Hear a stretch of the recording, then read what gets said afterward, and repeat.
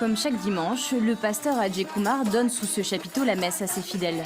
Mais depuis plusieurs mois, ses sermons se font dans la crainte, celle d'être à nouveau arrêté, comme en février dernier lorsque plusieurs policiers lui passent les menottes en pleine cérémonie. Ils ont dit que je convertissais les gens et que j'avais reçu de l'argent, beaucoup d'argent, pour convertir les gens et qu'ils m'arrêtaient pour cette raison. Puis, au commissariat de police, ils ont enregistré une plainte contre moi en vertu de l'article 151 pour violence sur la voie publique. En Inde, les chrétiens représentent 2% de la population, une minorité religieuse intégrée au pays depuis le IVe siècle, mais dont les membres se disent aujourd'hui de plus en plus discriminés. À tout moment, un villageois peut nous menacer et tout le monde le soutiendra. Aujourd'hui, on a peur. Depuis 2020, plusieurs États indiens, dont l'Uttar Pradesh, ont décidé d'adopter une loi anti-conversion pour réglementer, voire interdire les conversions religieuses dans le pays. Le 13 août dernier, d'autres États comme l'Himachal Pradesh adoptent à leur tour une loi contre la conversion de masse qui promet aux contrevenants jusqu'à 10 ans d'emprisonnement. Pour John Dayal, spécialiste des minorités religieuses en Inde, ces textes de loi n'auraient d'autre but que de servir l'agenda politique du BJP, le parti au pouvoir.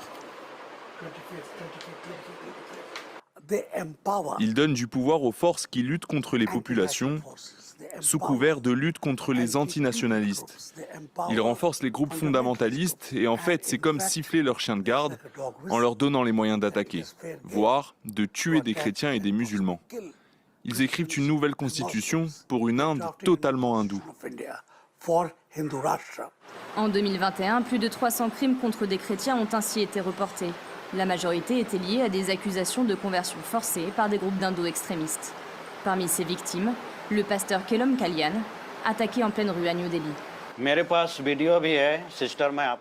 Voici la vidéo du 25 février, le jour où j'ai été tabassé. Les gens m'ont ligoté les mains. Certains d'entre eux me donnaient des coups de poing et d'autres des coups de pied.